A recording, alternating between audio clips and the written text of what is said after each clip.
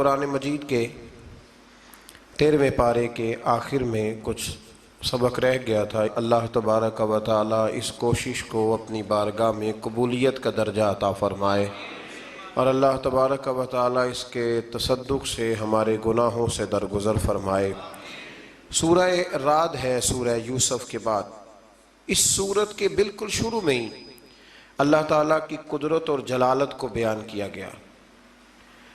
اس کے بغیر ستونوں کے آسمان کو بلندی پر قائم رکھنا، سورج اور چاند کو ایک نظم کے تابع کر کے چلانا، زمین کا پھیلانا، اس میں پہاڑوں کو لنگر کی طرح قائم رکھنا، دریاؤں کی روانی، نظام لیل و نہار، طرح طرح کے پھل، انگوروں اور کھجوروں کے باغات اور امور کائنات کی تدبیر وغیرہ، یہ ساری باتیں بیان کرنے کے بعد رب کریم نے فرمایا کہ جن کے پاس عقل ہے نا، ان کے پاس ان سب چیزوں میں رب کی قدرت کی نشانیاں موجود ہیں، کہ یہ بغیر کسی کے بنائے اتنا کچھ بن سور نہیں گیا۔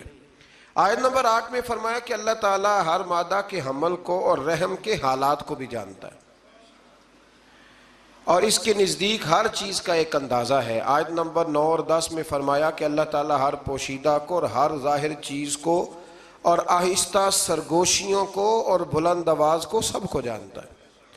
اور آیت نمبر 11 میں قوموں کی سربلندی کا راز بتایا کہ حالات تب بدلتے ہیں جب لوگ خود بدلتے ہیں۔ وہ آیت میں نے تلاوت کی، فرمایا ان اللہ لا یغیر ما بقوم حتی یغیر ما بانفسہم، فرمایا اللہ تعالیٰ نہیں بدلتا کسی قوم کی اچھی یا بری حالت کو جب تک وہ لوگ اپنے آپ میں خود تبدیلی پیدا نہیں کرتے۔ پکی بات یہ باندھ لیں، ہم نہ انتظار کر رہے ہیں نصیب کا، لیکن ہم کوئی کوشش نہیں کر رہے۔ رب فرماتے کوشش کرنا تو تیرے ذمہ ہے نا، تو بتانا تو نے بھی تو کوئی تبدیلی کی کوشش کی کہ نہیں کی؟ تو کوشش کریں گے۔ خدا نے آج تک اس قوم کی حالت نہیں بدلی، نہ ہو جس کو خیال خود آپ اپنی حالت کے بدلنے کا، تو محنت کریں گے تو اللہ تعالیٰ اس کا پھل ضرور عطا فرمائے گا۔ پھر اللہ تبارک و تعالیٰ نے آیت نمبر 13 میں رات کا ذکر فرمایا۔ اجسام فلکی یا بادلوں کی رگڑ سے جو آواز پیدا ہوتی ہے اس کو رات کہا جاتا ہے، اور ایک حدیث کی روح سے رات اس فرشتے کا بھی نام ہے جو بادلوں کو چلانے پر مامور ہے، اس کا نام بھی رات۔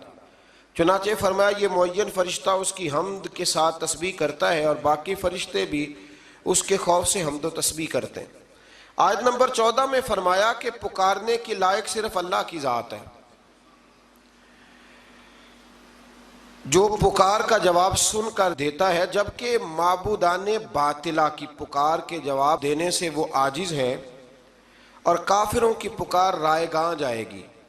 یہ اس پکار کی بات ہو رہی ہے جو اللہ کے مقابلے میں پکاری جائے، اور جو اللہ کا بندہ سمجھ کے پکاری جائے اس پکار کی یہ بات ہے۔ ورنہ تو صحابہ روز کہتے تھے یا رسول اللہ، وہ تو روز کہتے تھے یا رسول اللہ صلی اللہ علیہ وسلم۔ تو آیت نمبر 16 میں فرمایا کہ اللہ کو چھوڑ کر تم کیوں کر ایسے باطل معبودوں کی عبادت کرتے ہو جو دوسروں کو تو کجا اپنے اور نفع نقصان کے بھی مالک نہیں۔ فرمایا کیا دیکھنے والا اور نابینا ظلمت اور نور برابر ہو سکتے ہیں؟ فرمایا کیا مشرکوں کے معبودوں نے بھی اللہ تعالیٰ کی طرح کوئی مخلوق پیدا کی ہے؟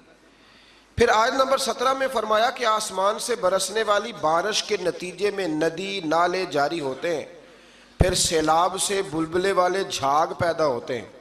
آگے چل کر زمین میں باقی رہنے کے اصول بھی بیان کیے۔ فرمایا رہا جھاگ تو وہ بے فائدہ ہونے کی وجہ سے زائل ہو جاتا ہے، جو اوپر جھاگ ہوتا ہے نا پانی کے، اس کا جو کہ فائدہ کوئی نہیں ہوتا تو وہ کیا ہوتا ہے؟ ضائع ہو جاتا ہے نا۔ تو ارشاد فرمایا جا رہا ہے جو چیزیں لوگوں کو فائدہ پہنچاتی ہیں وہی زمین میں باقی رہتی ہیں، جو فائدہ پہنچاتی ہیں وہی باقی رہتی ہیں۔ پھر فرمایا اللہ تعالیٰ حق اور باطل کے فرق کو واضح کرنے کے لیے اس طرح کی مثالیں بیان فرماتا ہے۔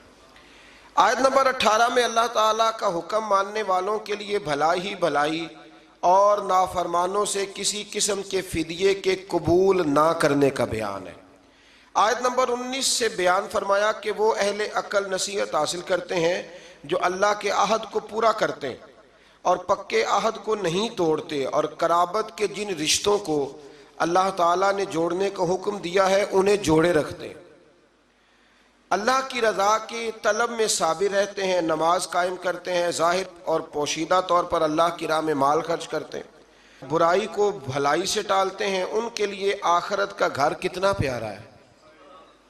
وہ اللہ کہہ رہا ہے کتنا پیارا، تو بتائیے پھر وہ کتنا پیارا ہوگا۔ فرمایا ان نیکوں کے لیے آخرت کا گھر، وہاں کے مکان بھی الاٹ کرانے چاہیے، یہاں نہیں روز سوسائٹیوں میں گھوم کے دیکھنا چاہیے کہ کون سی زیادہ پیاری ہے۔ آخرت کا گھر اللہ فرماتا ہے کہ کتنا پیارا ہے آخرت کا گھر۔ پھر منکرین کے لیے فرمایا کہ عہد شکنی کرتے ہیں، قطع رحمی کرتے ہیں اور زمین میں فساد برپا کرتے ہیں، ان پر لعنت ہے اور ان کا برا ٹھکانہ ہے۔ آیت نمبر 26 میں فرمایا کہ کسی کے رزق میں کمی یا زیادتی کرنا صرف اللہ کے اختیار میں۔ یہ جو روز مسئلہ بنتا ہے نا، فلانے نے کچھ کرا دیا ہے تو میرا رزق بند ہو گیا، اس رٹے سے نکل آئے، بالخصوص خواتین، او جی کچھ کریں جی، فلانے نے کچھ کر دیا، او خدا کے بندو رزق تو اللہ کے دست قدرت میں، اور اللہ بیان کر رہے ہیں اسے سورہ رعد کی آیت نمبر 26 میں۔ آیت نمبر 28 میں فرمایا کہ سکون قلب کی دولت اگر ملے گی تو اللہ کے ذکر سے ملے گی، اور مومن نیکوکاروں کے لیے خوشخبری ہے اور بہترین انجام ہے ان کا۔ آیت نمبر 31 سے مشرکین مکہ کے ناروا مطالبات کا ذکر ہوا ہے۔ وہ کہتے ہیں کہ کوئی ایسا قرآن ہوتا جس سے پہاڑ چل پڑتے، زمین پھٹ جاتی، مردے کلام کرنے لگتے، تو اللہ تعالیٰ نے فرمایا یہ سب چیزیں اللہ کے اختیار میں ہیں، سارا کچھ ہو سکتا ہے۔ مسلمان کافروں کی ان بیہودہ باتوں سے نا امید نہ ہوں، اگر اللہ کی مشیت اس میں ہوتی کہ سب اطاعت گزار ہو جائیں تو فرمایا وہ سب لوگوں کو ہدایت دے دیتا، لیکن اس کی حکمت اسی میں ہے کہ اپنے اختیار سے نیکی کرنے والے کو جزا ملے گی اور بدی کرنے والے کو سزا ملے گی۔ اپنے اختیار سے کرنی ہے جس نے نیکی کرنی، اللہ تعالیٰ کسی سے جبرن نیکی نہیں کرواتا، توفیق ضرور دیتا ہے، جبرن ہدایت نہیں دیتا۔ آیت نمبر 38 میں فرمایا کہ ہم نے آپ سے پہلے رسول بھیجے، ان کی بیویاں بھی تھیں، بچے بھی تھے، اور آگے چل کے یہ بھی بتایا کہ نبی محض کفار کی فرمائش پہ نہیں بلکہ اللہ کے اذن سے معجزات دکھاتے۔ آگے پھر سورہ ابراہیم شروع ہوتی ہے۔ سورہ ابراہیم کے شروع میں ایک بار پھر قرآن کریم کی حقانیت اور اللہ تعالیٰ کی قدرت اور اختیار کا ذکر ہوا ہے، لیکن کفار آخرت پر دنیا کو ترجیح دیتے ہیں، حق کی راہ میں رکاوٹ بنتے ہیں اور کجی کی تلاش میں طلبگار رہتے ہیں۔ آج نمبر 4 میں یہ بتایا کہ اللہ تعالیٰ نے ہر قوم کے درمیان جو رسول بھی بھیجا وہ انہی کی زبان بولنے والا بھیجا، تاکہ وہ وضاحت کے ساتھ اللہ کے احکام بیان کر سکے اور لوگوں پر اللہ کی حجت قائم ہو جائے۔ جو رسول بھی آتے تھے نا، وہ جس علاقے میں آتے تھے اس کی زبان بولتے تھے۔ حضرت عیسیٰ علیہ السلام آئے تو عبرانی بولی جاتی تھی، تو جناب عیسیٰ نے بھی عبرانی بولنی شروع کی۔ میرے رسول کریم علیہ السلام کسی ایک قوم کے لیے نہیں آئے، حضور آئے ہیں اللہ کی ساری مخلوق کے لیے۔ تو کائنات میں جتنی بھی بولیاں بولی جاتی ہیں نا، ساری میرے نبی کو آتی ہیں، ساری میرے رسول کو آتی ہیں، کیونکہ روزے دے دوالے نے غلامہ دیاں ٹولیاں، اور ویکھو ایک پہ سن دے کروڑا دیاں بولیاں۔ تو یہ رسول کریم کا کمال ہے۔ اس سے آگے پھر آیت نمبر 6 سے ایک بار پھر حضرت موسیٰ علیہ السلام اور آپ کی قوم کا ذکر ہے کہ حضرت موسیٰ نے ان سے اللہ تعالیٰ کی نعمتوں کو یاد کرنے، اللہ کا شکر ادا کرنے اور ناشکری نہ کرنے کا کہا، اور فرمایا کہ اگر تمام روئے زمین والے مل کے بھی کفر کو اختیار کرے تو اللہ تعالیٰ کی قدرت اور جلالت میں کوئی فرق ہو سکتا نہیں، اور وہ تمام جہان سے بے نیاز ہے۔ آیت نمبر 13 سے بتایا کہ ہر دور کے کافروں نے اپنے دور کے رسولوں سے لا یعنی اور جہالت پر مبنی بحثیں کی اور اپنے آباء و اجداد کے دین پر ڈٹے رہے، اور انبیاء علیہ السلام سے معجزوں کی فرمائش کرتے رہے، اور جب لاجواب ہو جاتے تو انبیاء سے کہتے کہ تم ہمارے دین میں واپس آ جاؤ ورنہ ہم تمہیں جلا وطن کر دیں گے، اور انجام کار ہر جابر اور ہر سرکش کو اللہ نے ہلاک فرما دیا۔ آیت نمبر 18 میں بتایا کہ کافروں کے اعمال کی مثال اس راکھ کی سی ہے کہ سخت آندھی کے دن تیز ہوا کا جھونکا آئے اور سب اڑا لے جائے.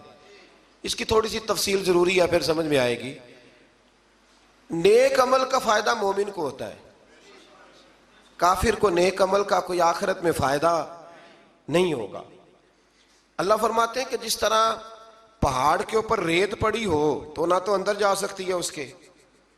مثال دیکھیں کیسی شاندار ہے. پتھر پر، پہاڑ پر ریت پڑی ہو، بس ذرا سی ہوا آئے گی تو وہ، یہ ان کے اعمال ہے. ہمارے ہاں روز روز مثالیں دیتے ہیں، کتنے اچھے ہیں جی وہ، کتنے سیانے. اور بھئی اچھا وہ ہوتا ہے جس کے دل میں رسول اللہ کی محبت ہوتی ہے، جس کے لبوں پر ایمان کی بات ہوتی ہے، وہ اچھا ہوتا ہے. یہ کیا بات ہوئی؟ کفر اندر رکھ کے کو جتنے مرضی اچھے اعمال کرے، اس کا کوئی عمل اسے فائدہ نہیں دے گا. آیت نمبر 21 سے بتایا کہ سب کفار آخرت میں اللہ تعالیٰ کی عدالت میں پیش ہوں گے. ان کے کمزور اپنے بڑوں سے کہیں گے، کمزور اپنے بڑوں سے کہیں گے. ایک جملہ چلو کہہ دیتا ہوں، کمی چودھریوں سے کہیں گے. اور جن کو چودھری کمی سمجھتے ہیں نا، وہ پھر اپنے بڑوں سے، وہ جو سردار زبردستی زیادتیاں کرتے ہیں نا، ان سے پھر وہ کہیں گے. کیا کہیں گے؟ کہ دنیا میں ہم تمہاری پیروی کرتے تھے، کیا اب اللہ کے عذاب سے نجات کے لیے تم ہمارے کام آؤ گے؟ یہ تم نے پارٹیاں بنائی ہوئی تھی اور چکروں میں ڈالا ہوا تھا، تو اب ہمارے کام آؤ گے؟ اللہ اکبر. وہ تو کہیں گے کہ ہمیں تو خود کوئی چھڑانے والا نہیں. اس طرح شیطان بھی اپنے پیروکاروں سے اپنا دامن چھڑا لے گا اور کہے گا تم نے اللہ کے سچے وعدے کو رد کیا اور میرے جھوٹے وعدوں کو مان لیا. وہ سردار اور وہ بڑے اور وہ لیڈر وہ سارے کہیں گے کہ ہماری تو اپنی جان نہیں چھوٹ رہی. اور شیطان کہے گا رب کے وعدے سچے تھے اور میرے وعدے جھوٹے تھے، تم تو زبردستی میرے پیچھے لگ گئے. سو تم مجھے ملامت نہ کرو بلکہ اپنے آپ کو ملامت کرو.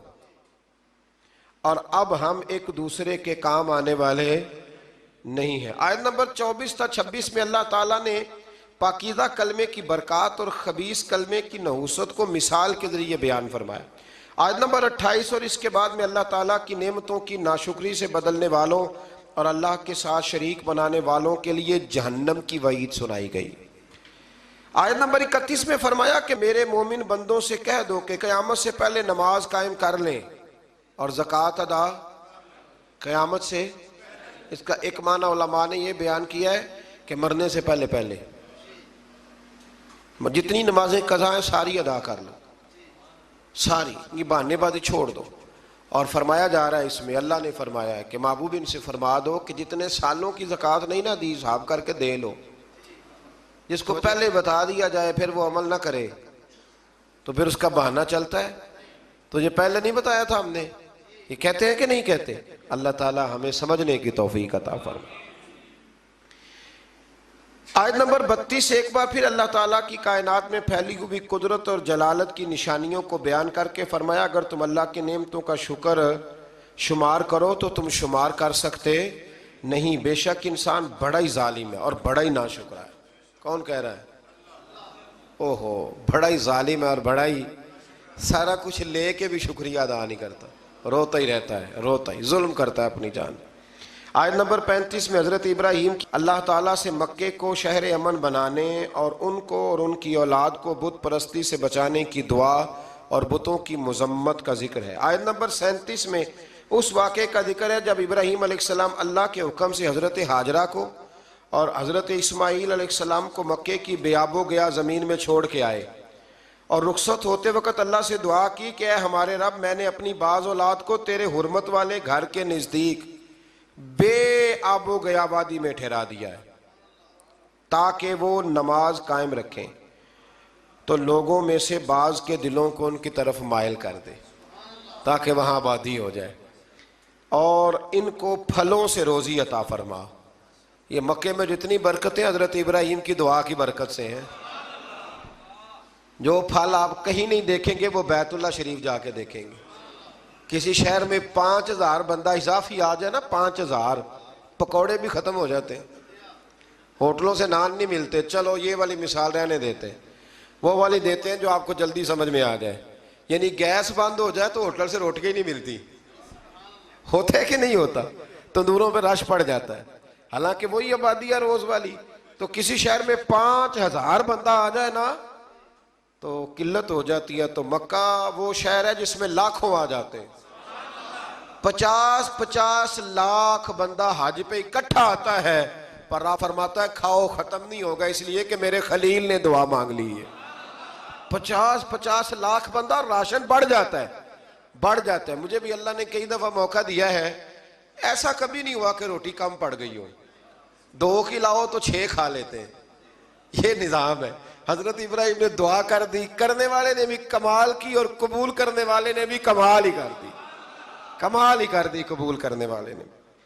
آیت نمبر 39 سے ابراہیم علیہ السلام نے بڑھاپے میں حضرت اسماعیل، اسحاق جیسی اولاد کے عطا کیے جانے پر اللہ کا شکر ادا کرتے ہوئے یہ دعا کی ہے کہ اے رب مجھے ہمیشہ نماز قائم کرنے والا بنا دے، اور میری بعض اولاد کو بھی. اے ہمارے رب ہماری دعاؤں کو قبول فرما. اے ہمارے رب مجھے، میرے ماں باپ کو اور سب مومنوں کو قیامت کے دن بخش دے. یہ کون سی دعا ہے؟ رب اجعلنی.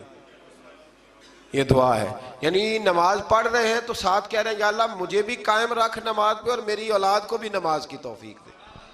اور نماز میں ماں باپ کو بھی شامل کیا کہ اللہ ان کی بھی بخشش فرما. آیت نمبر 42 سے فرمایا کہ تم اللہ تعالیٰ کو غافلوں کی بدعمالیوں سے بے خبر نہ سمجھو.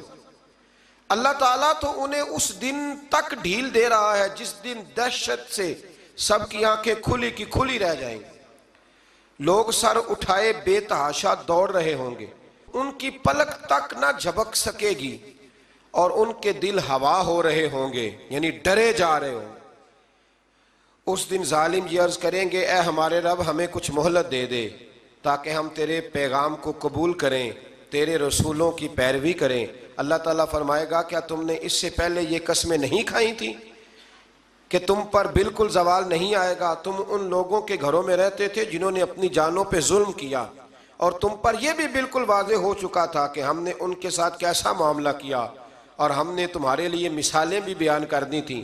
اور انہوں نے ایسی گہری اور خطرناک سازش کی کہ ان سے پہاڑ بھی اپنی جگہ سے ہل جائیں. اس طرح کی کافر سازشیں کرتے تھے نبیوں کے خلاف، اور اللہ کے پاس ان کی سازشیں لکھی ہوئی ہیں. تو تم اللہ کو اپنے رسولوں سے کیے ہوئے وعدوں کے خلاف کرنے والا نہ سمجھو، بے شک اللہ بڑا غالب انتقام لینے والا ہے. یہ 15واں جو روزہ آئے گا نا، یہ امام حسن کا یوم ولادت ہے. امام حسن کو زہر دیا گیا تھا، تو امام حسین کہنے لگے ان سے بھائی مجھے بتائیے آپ کو کس نے زہر دیا ہے؟ بڑا شاندار جواب دیا. یہ شاید اسی آیت کا ترجمہ کیا کہ اللہ غالب انتقام لینے والا ہے.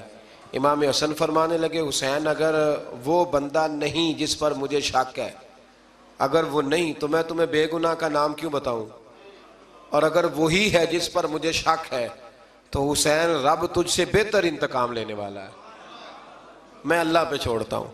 اللہ بہتر انتقام. کیسے شاندار لوگ تھے، کیسے شاندار لوگ تھے. عین قرآن کی تفسیر نظر آتے ہیں یہ لوگ. آیت نمبر 52 میں فرمایا یہ قرآن تمام لوگوں کے لیے پیغام ہدایت ہے تاکہ انہیں اس کے ساتھ ڈرایا جائے اور وہ یہ جان لیں کہ ایک اللہ ہی لائق عبادت ہے، تاکہ عقل والے نصیحت حاصل کریں. آیت نمبر 48 میں قیامت کے دن کی ہولناک ماحول کا ذکر ہے جس دن زمین اور آسمان کی ماہیت بدل جائے گی. مجرم زنجیروں میں جکڑے جائیں گے اور ان کے لباس تار کول کا ہوگا اور ان کے چہروں کو آگ ڈھانپ رہی ہوگی. پھر آگے سورت حجر شروع ہو جاتی ہے. یہ مکی سورت ہے، اور پھر اس کا بیان جو ہے وہ جا کے شروع ہوتا ہے 14ویں پارے کے اندر.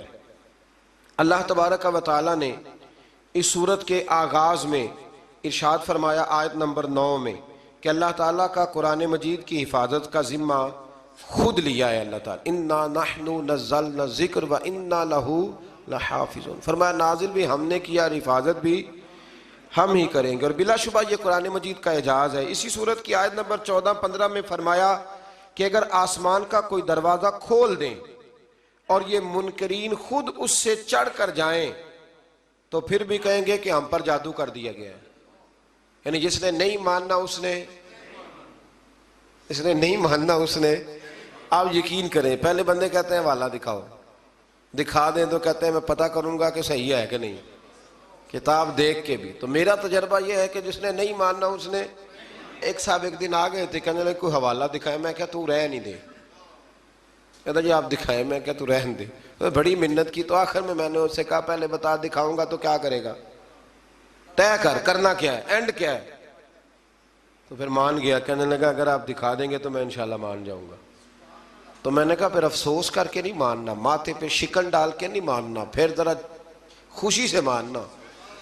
تو سارے وعدے کر کے نا پھر میں نے اسے حوالہ دکھایا، لیکن اللہ نے توفیق دی تو واقعی مان گیا، بات مان گیا۔ یہ بھی توفیق ہوتی ہے، ورنہ زیادہ بندے بات کو مانتے نہیں ہیں۔ آیت نمبر 17 میں بتایا کہ شیطان فرشتوں کی باتیں سننے کے لیے آسمانوں پہ جاتے ہیں تو ان پر آگ کے کوڑے برسائے جاتے ہیں، یعنی ان کا داخلہ عالم بالا میں بند ہے، پر وہ جانے سے باز آتے ہیں، یعنی شیطان باز نہیں آتا، اللہ کے بندے کئی تبلیغ چھوڑ دیتے ہیں، ان کا داخلہ بند ہے پر پھر بھی وہ باز نہیں آتا۔ آیت نمبر 19 سے زمین کے پھیلاؤ، اس میں پہاڑوں کے نصب کرنے، سبزہ اگانے اور دیگر وسائل معیشت کا ذکر ہے، اور یہ کہ تمام نعمتوں کے خزانے اللہ ہی کے پاس ہیں۔ آیت نمبر 22 میں اللہ تعالیٰ نے اپنی اس قدرت کا ذکر فرمایا کہ پانی سے لدے ہوئے بادلوں کو ہمارے حکم سے ہوائیں چلا کر لے جاتی ہیں اور پھر بارش برستی ہے، اور بلند فضاؤں میں سے کسی سہارے کے بغیر اللہ تعالیٰ ہی لاکھوں گیلن کے حساب سے پانی اسٹور کر رکھا ہے، بغیر کسی سہارے کے اللہ نے لاکھوں کے حساب سے، ٹنوں منوں کے حساب سے پانی اسٹور کر رکھا ہے۔ وہی زندہ کرتا ہے، وہی مارتا ہے، اور سب کچھ اسی کا۔ اللہ اکبر۔ آیت نمبر 24 میں فرمایا کہ اگلوں اور پچھلوں سب کا علم اللہ کو ہے، اور وہ قیامت کے دن سب کو جمع فرمائے گا۔ بہت سارے لوگ ایسے ہوں گے جنہوں نے پردادا نہیں دیکھا ہوگا، دادا بھی کئیوں نے نہیں دیکھا ہوتا، تو اللہ فرماتا ہے میں تمہارے اگلے پچھلے سارے جمع کر دوں گا، اکٹھے کر دوں گا، ہو جائیں گی ملاقاتیں، سارے جمع ہو جائیں گے۔ آیت نمبر 26 سے لے کر 47 میں انسانوں اور جنات کے جوہر تخلیق کا بیان ہے کہ انسان کو سڑے ہوئے گارے کی کھنکتی ہوئی خشک مٹی سے پیدا کیا، خشک مٹی سے، اور جنوں کو بغیر دھوئیں کی آگ سے پیدا کیا۔ اللہ فرماتے ہیں کہ جنوں کو بغیر دھوئیں کی آگ کے پیدا کیا۔ پھر اللہ تعالیٰ نے آدم علیہ السلام کے پیکرے تخلیق فرمانے کے بعد فرشتوں کو تعظیم کے طور پر انہیں سجدہ کرنے کا حکم دیا۔ تمام فرشتوں نے سجدہ کیا مگر ابلیس نے انکار کیا، اور وجہ انکار اپنے جوہر تخلیق کو بتایا۔ پھر اللہ تعالیٰ نے اسے اپنے قرب خاص سے نکال کر دھتکار دیا، اور قیامت تک اس پر لعنت ہوتی رہے گی۔ شیطان نے دھتکارے جانے کے بعد قیامت تک کے لیے مہلت طلب کی، جو اسے مل گئی، چنانچہ اس نے اس عزم کا اظہار کیا کہ اے اللہ میں تیرے چنے ہوئے بندوں کے علاوہ سب کو گمراہ کروں گا۔ یہ کیا بات ہوئی؟ چنے ہوئے بندوں کے علاوہ میں، بات ہماری سمجھ میں آ گئی۔ ہم نے کہا چلو پھر ہم کسی چنے ہوئے بندے کا دامن تھام لیتے ہیں، ہم پھر کسی چنے ہوئے بندے کے ہاتھ میں ہاتھ دے دیتے ہیں، وہ خود شیطان سے بچا ہوا ہے تو اللہ کے فضل سے ہمیں بھی بچنے کے طریقے بتائے گا۔ شیطان نے شروع میں کہہ دیا، شروع میں، کہ تیرے چنے ہوئے بندوں کے علاوہ سب کو گمراہ کروں گا۔ اللہ تعالیٰ نے فرمایا میرے منتخب بندوں پر تیرا داؤ نہیں چلے گا۔ ہاں کچھ ہیں جنہیں دیکھ کے شیطان رستہ ہی بدل جاتا ہے۔ حضرت جنید بغدادی فرماتے تھے میں نے تو ایک دن باندھ دیا تھا اسے درخت کے ساتھ، میں کیا ہلیا تو ماراں گا، ہلنا نہیں ورنہ ڈنڈے ماروں گا، باندھ دیا تھا۔ اللہ کے بندے جو ہیں وہ ان کے قریب اگر آتا بھی ہے تو انہیں گمراہ کر سکتا نہیں، اس نے خود کہا تھا کہ میرا ان پہ داؤ نہیں چلتا۔ اللہ اکبر۔ اس مقام پر جہنم کے 7 دروازوں کا ذکر بھی اللہ تعالیٰ نے فرمایا ہے، اور ان کے ناموں کا اظہار بھی فرمایا ہے، اور پھر اسی مقام پر یہ بھی بتایا ہے کہ اہل جنت کے دل کینوں سے پاک ہوں گے۔ اہل جنت کے دل کینوں سے، آج جو بندہ دکان کھولے وہ ذرا سامنے والے کو غور سے دیکھے، کینہ تو نہیں سامنے والی دکان کا۔ آج بھائی سگے بھائی کو دیکھے کہ کینہ تو نہیں، تو جنتی ہونے کی موٹی سی علامت ہے، اگر سینہ پاک ہے تو بندہ جنتی ہے، اور اگر اندر کوئی مسئلہ ہے تو پھر مسئلہ دور کر لے تو اللہ انشاءاللہ جنت عطا فرمائے گا۔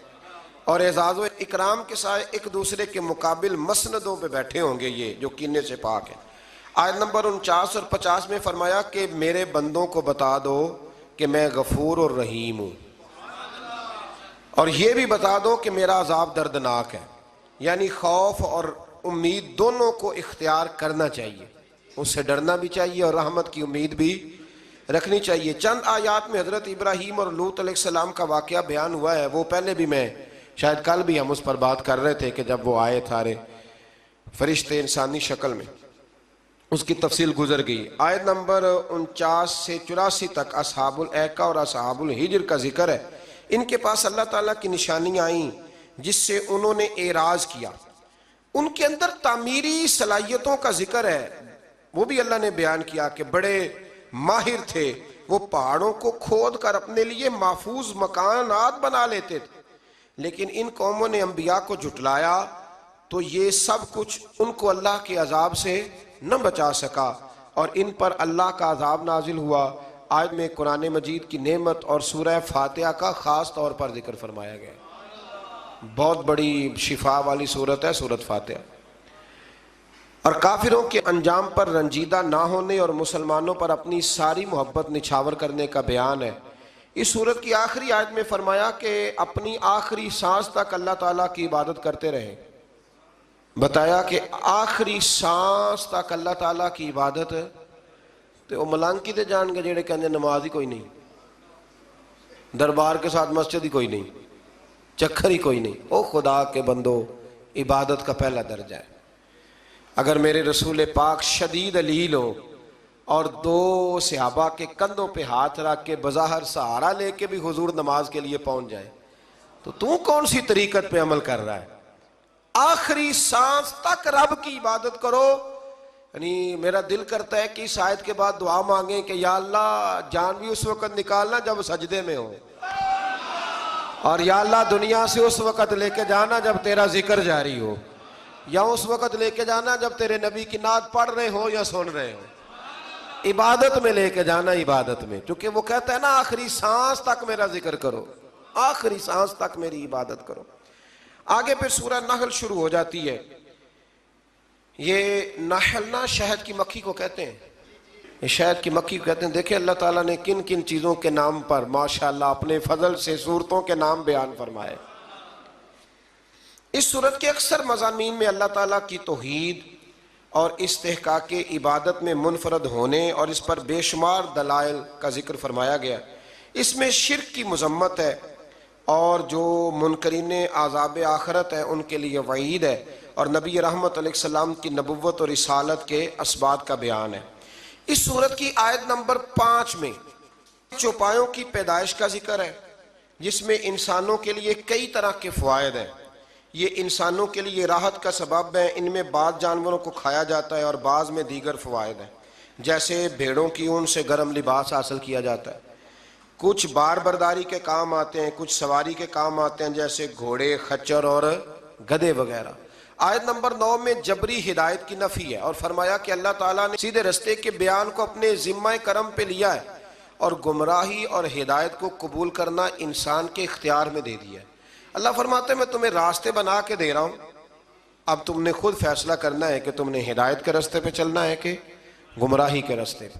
آیت نمبر 11 سے زمین سے پیدا ہونے والے پھلوں اور نعمتوں کا ذکر ہے، اور یہ کہ شمس و قمر اور ستارے اسی کے حکم کے تابع۔ انسان سمندر پر سواری کر کے تلاش رزق کے لیے سفر بھی کرتا ہے اور مچھلیوں کا شکار کر کے تازہ گوشت کھاتا ہے۔ سمندروں ہی سے مختلف قسم کے زیورات میں استعمال ہونے والی چیزیں نکلتی ہیں۔ اس کے بعد زمین میں پہاڑوں کے گاڑنے، نہروں اور منزل پانے کے لیے راستوں، نشان منزل اور ستاروں کا ذکر فرمایا۔ ان تمام نعمتوں کا تفصیل کے ساتھ ذکر کرنے کے بعد فرمایا اگر تم اللہ کی نعمتوں کو گننا چاہو، شمار کرنا چاہو تو تم گن کوئی نہیں سکتے، تم اللہ کی نعمتوں کو گن سکتے؟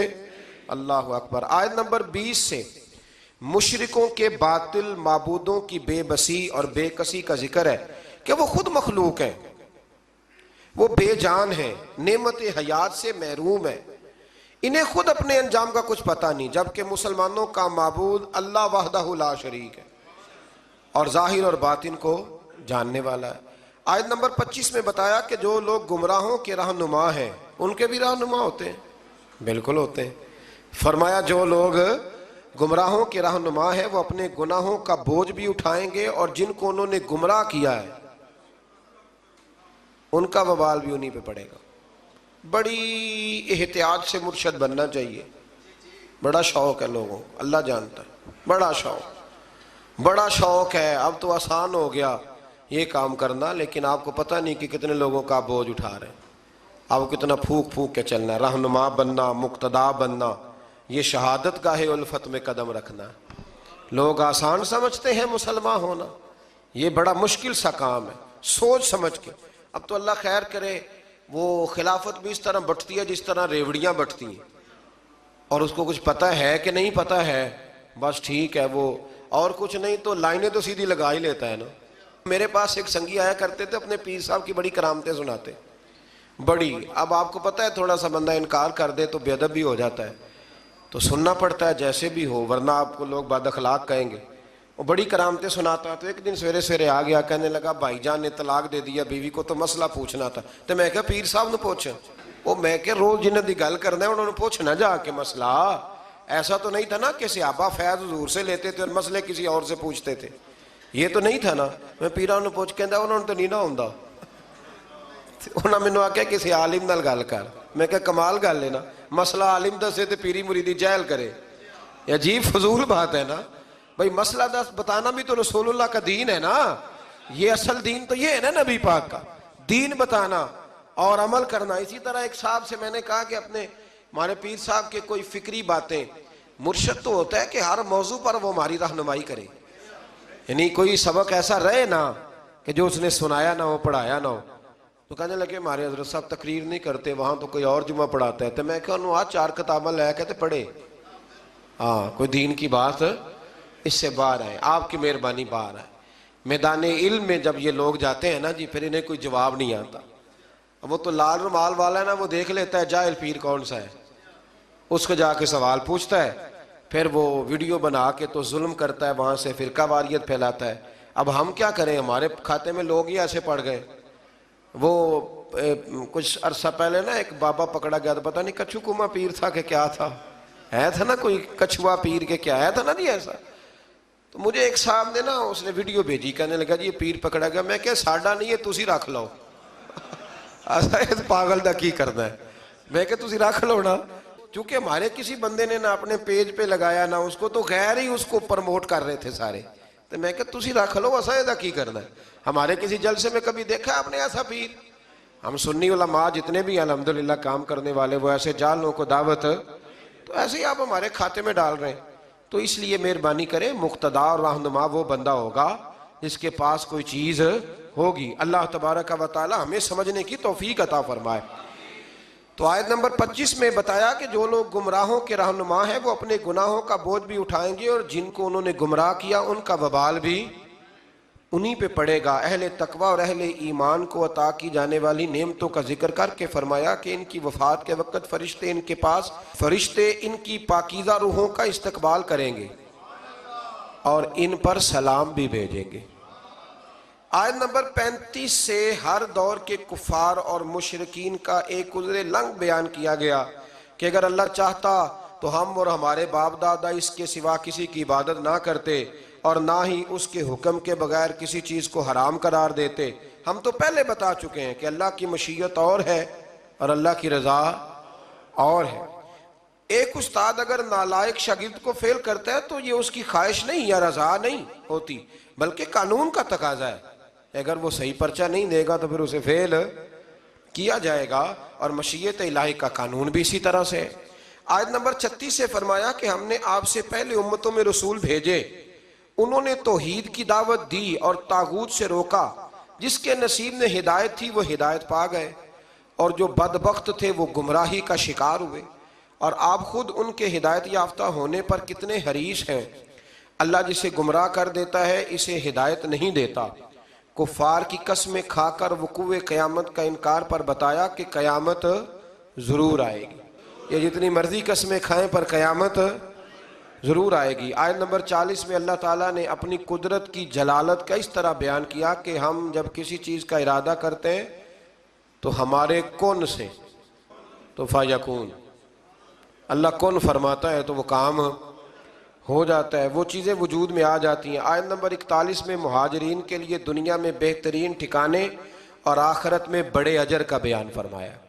پھر آیت نمبر 43 سے اللہ تعالیٰ نے نبی کریم صلی اللہ علیہ وسلم سے فرمایا کہ آپ سے پہلے بھی ہم نے مردوں کو رسول بنایا تھا جن کی طرف ہم وحی کرتے تھے، اور حقانیت کے واضح دلائل اور کتابیں بھی بھیجیں۔ اے رسول صلی اللہ علیہ وسلم، ہم نے آپ کی طرف بھی قرآن نازل کیا تاکہ آپ لوگوں کو ہمارے وہ احکامات وضاحت کے ساتھ بتا دیں جو ان کی طرف اتارے گئے۔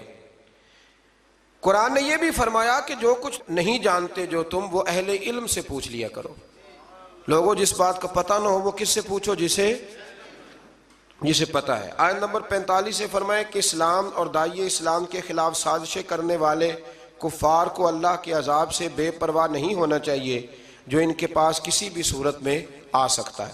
آیت نمبر 48 سے فرمایا کہ اللہ تعالیٰ نے اس امر کو بیان فرمایا کہ کائنات کی ہر چیز اللہ کی بارگاہ میں مصروف عبادت ہے، ہر چیز عبادت کر رہی ہے، یہاں تک کہ چیزوں کا سایہ جو دائیں اور بائیں جھکتا ہے وہ بھی اللہ کو سجدہ کر رہا ہے۔ یہ تو ہماری خوش قسمتی ہے کہ وہ چاہتا ہے ہم اس کی عبادت کریں، ورنہ اسے کسی کی عبادت کی کوئی ضرورت ہے۔ آیت نمبر 51 سے اللہ تعالیٰ کی وحدانیت، ہر چیز میں اس کی مملکت ہونے، ہر نعمت اس کی طرف سے ہونے اور اللہ کی اطاعت لازمی ہونے کا بیان ہے، اور مشرکین کا مصیبت کے وقت اللہ تعالیٰ کی جڑاب میں گڑ گڑانے اور مصیبت دفع ہونے کی صورت میں دوبارہ شرک کرنے کا بیان ہے۔ آیت نمبر 56 میں کفار کا اللہ کے دیے ہوئے مال سے بتوں کے لیے حصے مقرر کرنے کی مذمت ہے۔ آیت نمبر 57 سے بتایا کہ مشرک اللہ کی طرف بیٹیوں کی نسبت کرتے ہیں، حالانکہ اللہ تعالیٰ ان سب چیزوں سے پاک ہے۔ آیت نمبر 60 میں گناہوں پر اللہ تعالیٰ کے جلد پکڑ نہ کرنے کی حکمت کو بیان کرتے ہوئے فرمایا کہ اللہ لوگوں کو فوراً پکڑتا تو زمین میں کوئی جاندار باقی نہ رہتا، فوراً گناہ پہ پکڑ لیتا، اور فرمایا بلکہ اللہ تعالیٰ آگے اور پیچھے نہ ہونے والی مقررہ میعاد تک مہلت دیتا ہے۔ آیت نمبر 64 میں فرمایا اور ہم نے آپ پر یہ کتاب صرف اس لیے نازل کی ہے تاکہ آپ اس چیز کو صاف صاف بیان کر دیں